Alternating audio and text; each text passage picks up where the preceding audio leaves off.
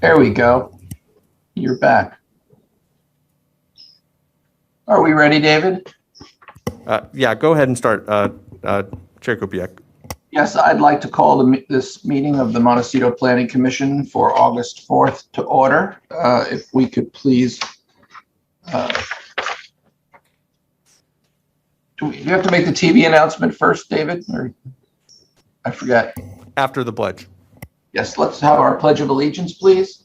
I pledge allegiance to the flag. The flag of the United States of America, To the republic. to the republic for which it stands, One nation. one nation, under God, indivisible, with liberty and justice for all. That's great. So, David, can we make our public television announcement? Yes, thank you, Mr. Chair. Montecito Planning Commission hearings are televised live on County and Santa Barbara Television CSP TV, Channel 20, and 9 a.m. in the South Coast, Lompoc, East San Ynez Valley, Summary, and Orchid areas. Rebroadcasts of Montecito Planning Commission hearings are on Fridays at 5 p.m. on CSP TV, Channel 20. Today's hearing will also be streamed live on the county's website and will be available for download in a day or two. Would you like me to move on to the roll call? Yes, please. All right. Commissioner Police. Here. Commissioner Keller. Here, Commissioner Miller. Here. And Chair Kupiec. Here. And for the record, Commissioner Senauer is absent today. I'd like to open up public comment for any items that are not on the agenda today. I'm sorry, Chair Kupiec, I'd like to hear the agenda status report.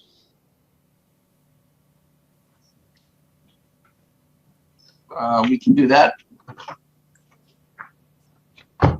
Chair Kupiec, members of the commission. Moment for a moment. I don't believe there is any public comment, so we could close public comment.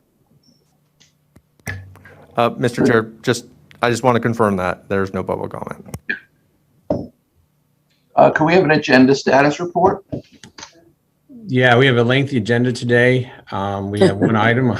We have one item on the agenda, and that's a ordinance amendment for the Montecito Land Use Development Code and recommendations to the Planning Commission on Article 2 related to the temporary provisions for COVID-19. So that's the only item on the agenda today. And as part of this status update, I just wanted to thank all the commissioners for being willing participants in this hearing as we're trying to get this to the Board of Supervisors in September. So thank you for sacrificing your time and holding a special hearing today and being supportive of this effort. Thanks. And that concludes the status report. I think that being said, we can move on to our standard agenda and have the... Mr. Chair, would you like me to read the item into the record? Yes, please. All right, great.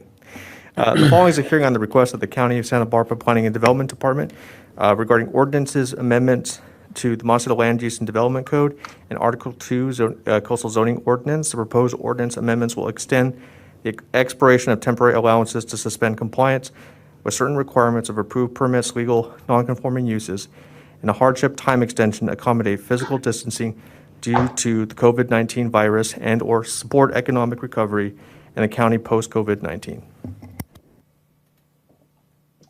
I think we can move on to the staff presentation.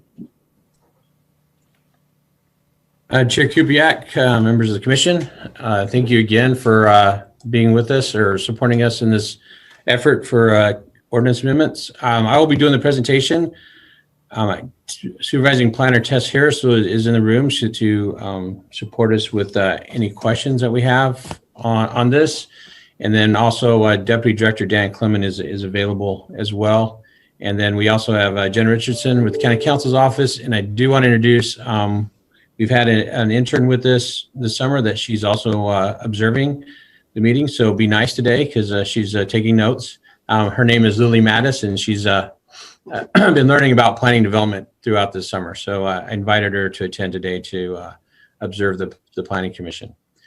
So without further ado, we can move in and we have a brief presentation on what the item is for today. And so we're a little bit of background. In 2020, the board adopted ordinance amendments from both the Montecito Land Use Development Code, Article 2, and then also the county's Land Use Development Code in regards to providing some temporary measures for businesses to operate and to allow some hardship time extensions for other businesses or land uses.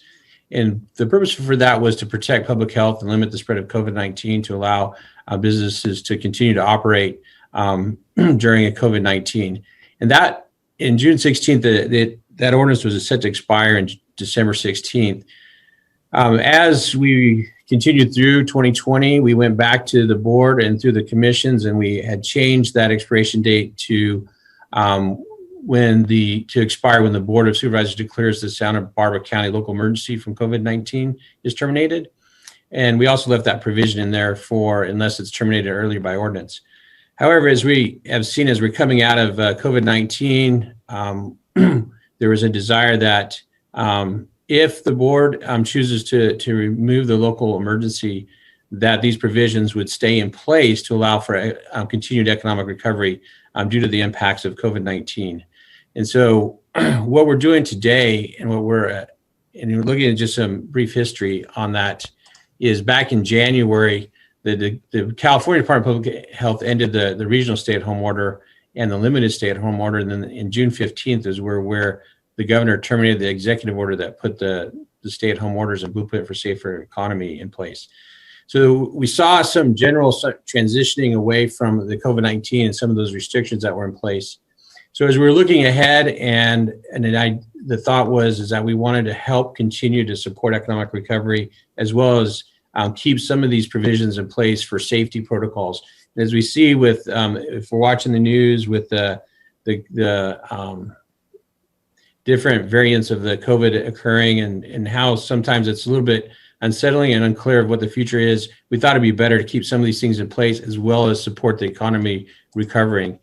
So what we're doing today and what we're asking the commission to consider is some ordinance amendments that actually change the expiration of these temporary provisions from when the board would remove a local emergency order and set it to June 30th, 2023. And what that does is twofold. One, it keeps those safety protocols in place for social or physical distancing, as well as allow economic recovery to continue to take off. And that gives us plenty of time to examine the ordinance and see if we wanted to make any permanent changes in the ordinance as far as keeping any of these provisions in place, and kind of give us some time to do a holistic look of what recovery would look like, as well as keeping any safety protocols in place as well. Some of these other additional amendments include removing the restriction for the expansion of existing capacity for non-conforming uses. And what really that is that for restaurants or some of the businesses to operate, they were operating outside in parking lots or in sidewalks. And so what we're seeing is economic recovery is that they were able to open up inside. And so this would allow them to actually have some seating inside and outside to kind of give a boost to the economy in that regards. And that would only be while this temporary ordinances were in place. One other clarification we did is that, these ordinances didn't allow for these businesses to actually expand physically or create any permanent structures to be there. If we move on to the next slide, some examples of the ordinance amendments that we're talking about in the Montecito Land Use and Development Code. We're changing that temporary time period, removing when the board declares the local emergency to be done, and setting that to June 30th, 2023. And that date is coming in the memo that I sent following up the staff report. And moving on to the next slide, we look at those two other amendments that we talked about, striking that subsection G about the use of outdoor areas does not result in expansion. We want to be able to provide as much flexibility for businesses to operate, have indoor capacity and outdoor while we're in this economic recovery. And as well as we don't know, it's unsure of what the future holds as far as how this COVID variant may impact us or not. And then again, as I talked about, no permanent structures are proposed or would be allowed as far as these temporary provisions. Article 2, a little bit different flavor with this one. In the past, the executive director of the Coastal Commission had granted a waiver to allow these provisions to take into effect in the coastal zone.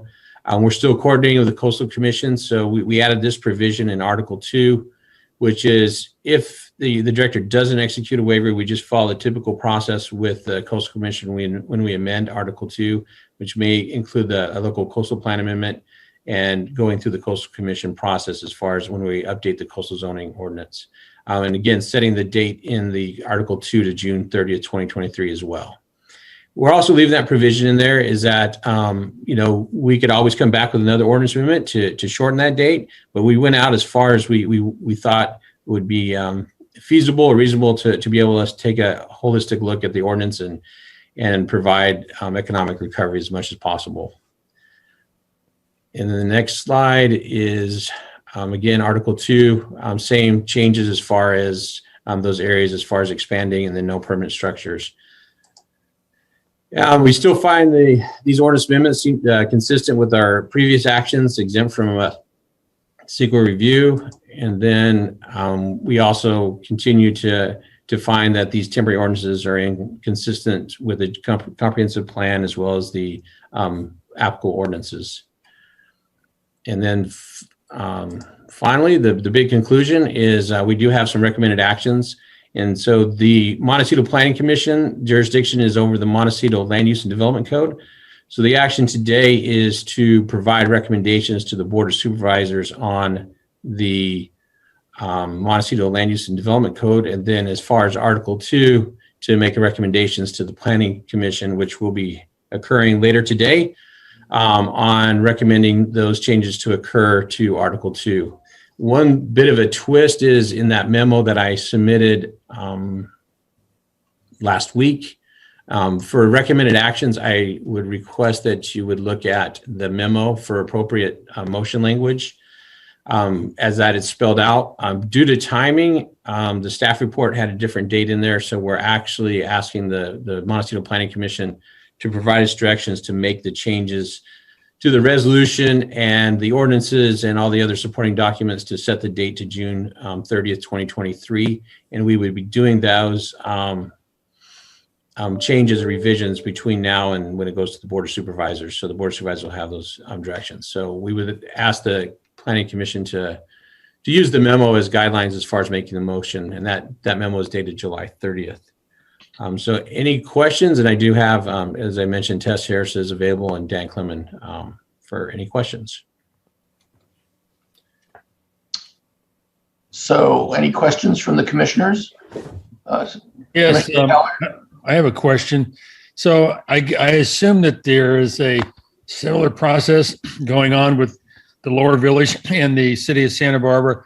So the timing would be the same board meeting on September. This will all go together. Is that right, Jeff? So for the county areas that we are coordinating with the County Planning Commission on the inland areas, the Article 2 amendments, and then the Montecito Planning Commission to take the whole package to the board in September. If you're talking about the areas, if it's within the city limits, I can't speak to that. I don't know what the city's doing. So there's no organized, consensus of what the procedures will be. I guess we can assume that they're doing the same thing we're doing, but you don't want to vouch for that, right? Yeah, I can't speak for the city. Okay. Mr. Keller? Thank you. I'm sorry, you lost me with that reference to changing the date to June of 2023. Where is that specifically applicable you're talking about the memo,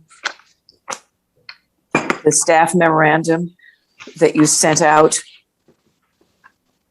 with the suggested language? Can you just please reference what you were specifically meaning? Commissioner Keller, through the chair, thank you for that question. If I could direct the commissioners to the memo dated July 30th, 2021. That memo provides a new date, which is June 30th, 2023.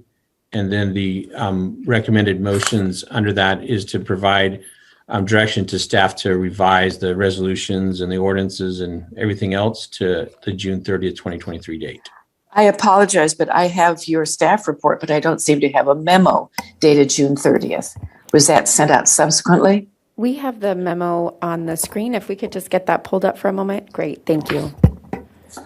Yeah, Commissioner Keller, through the chair, that memo was sent out, I believe, Thursday or Friday to the commissioners and is available online as well. Okay, I'll find it online. Yeah, if you Commissioner Keller, through the chair, if you online, it's under the folder revision memorandum.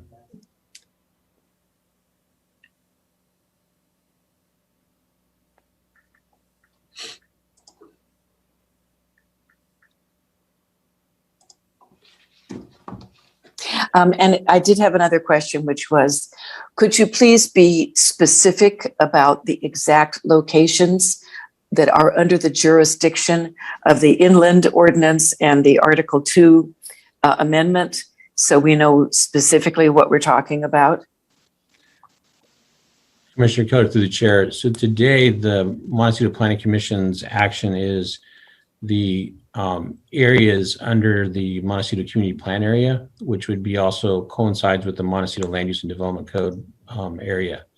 So the action today for the Montecito Planning Commission is to recommend to the Board of Supervisors to approve these ordinance amendments for the Montecito Land Use and Development Code. So the Montecito Planning Commission has jurisdiction over the community plan area, the community for Montecito. However, in the coastal zoning area, the Montecito Planning Commission is the recommending body to the County Planning Commission, because the coastal zoning ordinance covers a larger area, and the County Planning Commission is a regional planning agency. So in that regards, the Montecito Planning Commission is the recommending body to the County Planning Commission as far as ordinance amendments to Article 2. Thank you for that clarification. That I was aware of that, but I thought you could possibly give us specific areas. For example, is the Montecito Country Mart, is it considered city? Is it considered within the coastal zone, or is it county? Commissioner Keller, that's a great question. I don't know where that's located at. So the okay. Well, it's Chair and Montecito. Commissioners, I believe the Montecito Country Mart is located within the city of Santa Barbara.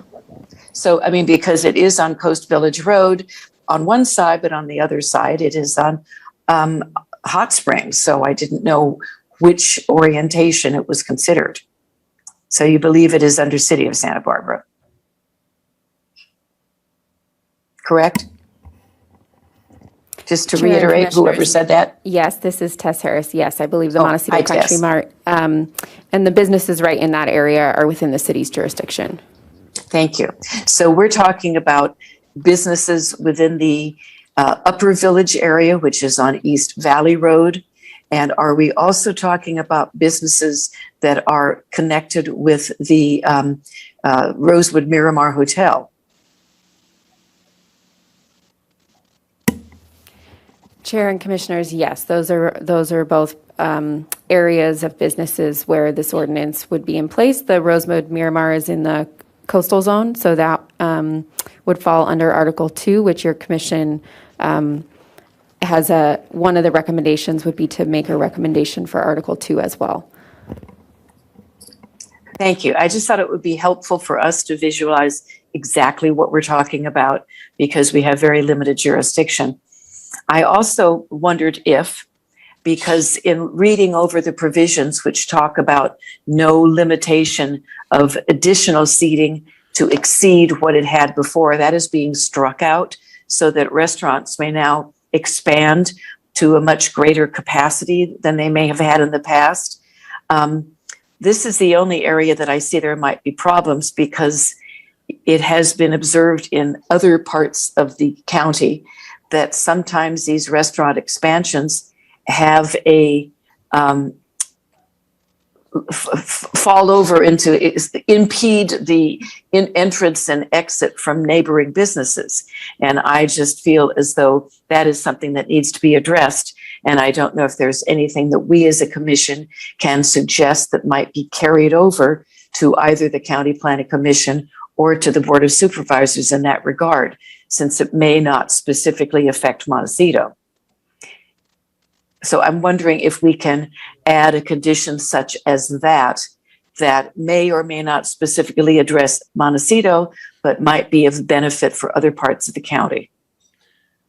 So Commissioner Keller, through the chair, just to take a step back. So these provisions are already in place. And so what we're recommending striking is to allow greater flexibility so they could have indoor and outdoor seating. These provisions already allowed for the outdoor seating to occur. And part of that process is coordination with our office, with the fire department, with public works, as far as if there's any sign off or clearance they need for businesses to operate within the sidewalk area. So I think there's things that are already in place, Commissioner Keller, to address this concern. I think it's a good concern and valid concern. I don't think there's any changes that we would recommend today to this ordinance for that. I think it's part of ongoing coordination with those departments to ensure that adequate access is provided to these businesses and safety measures are in place to make sure that there isn't any restrictions on that. So, thank you, Mr. Wilson. So the only reason for striking the language about not increasing the capacity of the restaurant is so they can have both the existing indoor dining and whatever outdoor dining they have established, and all of that outside dining is already being looked at with those kinds of concerns. Commissioner Keller, through the chair, that is correct. So we took those concerns into account when we did the ordinance the first time. Okay, very good. Thank you. I appreciate that clarification. Commissioner Miller. I was curious, does this extend to things like the Westmont Dining Hall? Like how broadly defined or how broadly defined is restaurant or food service in this regard? So it would go back, Commissioner Miller, through the chair, and I'll let Supervising Planner Tess Harris also respond. So this will apply to those businesses that were operating pre-COVID, and all it does is give them some flexibility to continue to operate if there's restrictions that are in place. And so if Westmont Hall or any other businesses were already operating, then this may give them some flexibility to continue to operate if there's safety or other protocols in place that may restrict their ability to operate. So allowing them to operate outside, operate with greater flexibility. So I don't have the specific answer to that question, as I don't have those specific cases in front of me, but it could, in part of the review is that they would come and request of the county to review any potential changes and what hardship exists, and then we could work with them on that. Supervising Planner Tess Harris, do you have anything to add to that? I think that was great. I would just add that when you're thinking about how this ordinance is, what types of businesses or entities are going to be affected by the ordinance or already are, we mostly see restaurants and food service businesses utilize the ordinance. However, it's really open to any business or organization that was already in place prior to COVID. So, for example, a church could have an outdoor activity or expand outdoors. You could have, a youth center, other organization that now would do activities outside instead of indoors. I do think the example that you provided about the Westmont Dining Hall, that's probably something if they were interested and if there were specifics in their approved permit that otherwise did not allow them to do anything outside, that they could come in and submit for a waiver under this ordinance and be able to operate somewhat outside as well. So the goal is really just to provide that flexibility so that businesses and organizations can sort of choose how to operate in order to accommodate physical distancing. I want to say, I also think Westmont College is governed by other codes as well. There's California Education Code that monitors universities and colleges and what they can do during COVID-19. So there are other agencies at play here than just us in terms of zoning. Commissioner Felice. Yes, and Jeff, I would assume that to better answer maybe Susan's kind of concern is that if anybody has a complaint that a proprietor is abusing their privilege, all they have to do is file a complaint and you would probably check it out. And if it didn't completely stay within the bounds of the permitted spot, that you would cause them to retreat. Is that true? Commissioner Bleachay, sorry, I don't know what that was. Commissioner Bleachay through the chair. That is correct. So the ordinance provision provides that flexibility. If there are issues, then we do respond to complaints or concerns and would go out there and attempt to remedy the issues. So there are different avenues to help address any concerns that the public have. Okay, thank you.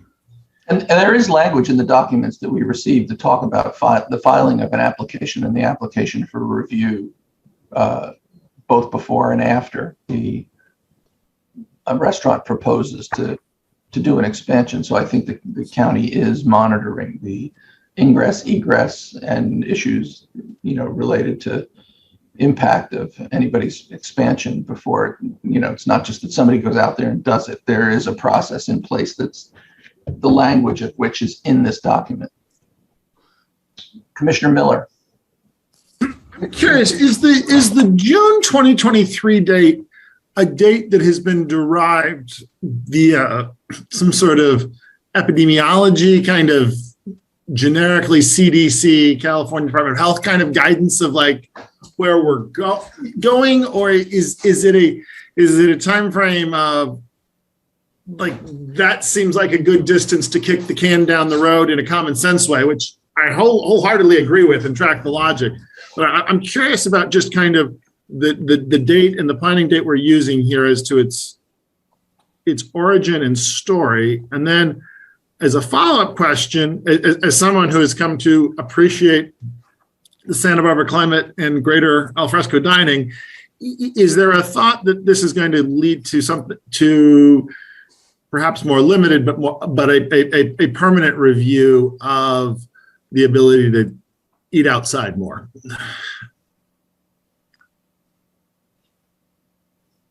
I think you might be on mute, Mr. Wilson. Thank you, Commissioner Miller.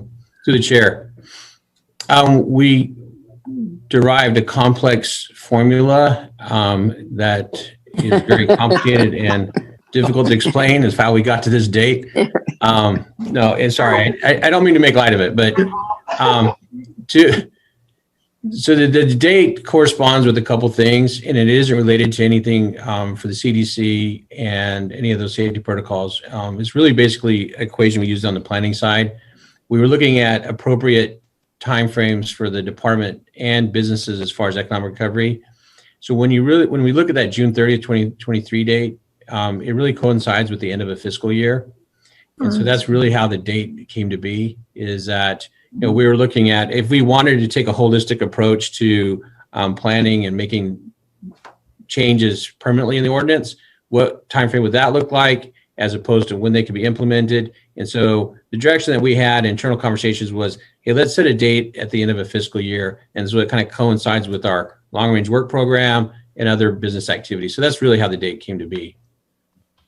So just to make sure I'm properly understanding, there is some thought that some of this stuff might be revisited on a permanent basis, and the temporary ordinance would kind of bridge us to a reasonable time frame for a permanent review. So there's not this choppiness of emergency ordinance, nothing, some kind of long, more permanent.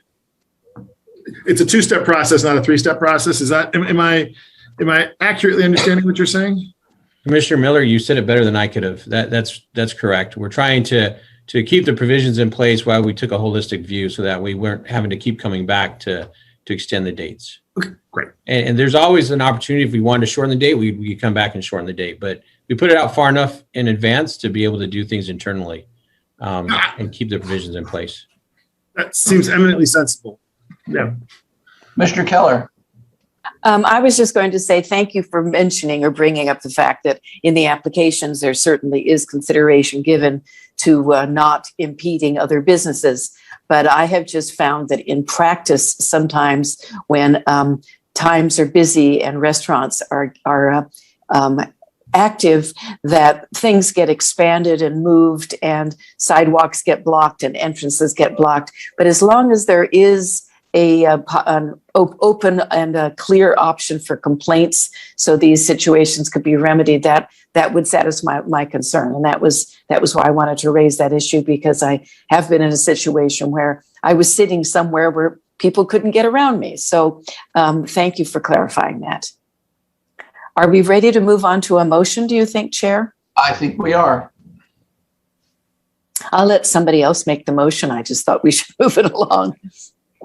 Let's go back to Jeff's memo. I move to endorse Commissioner Keller's vision. I second that. All right. No, should we read this off the recommend? I will make the motion since it's right here in this. I move that we direct staff to revise documents attached to the staff report that are consistent with the memo, that we make the required findings for the approval of the MLUDC ordinance amendment, including CEQA findings, and recommend that the Board of Supervisors make the findings for approval, that we recommend that the Board of Supervisors determine that the MLUDC ordinance and amendment is exempt from CEQA, and that we adopt a resolution recommending the Board of Supervisors approve case number 21 Ordinance 007. That is in regard to the Montecito Land Use Development Code. Should we do it separate from the Article 2 action? Or can we do them both at the same time? Both at the same time.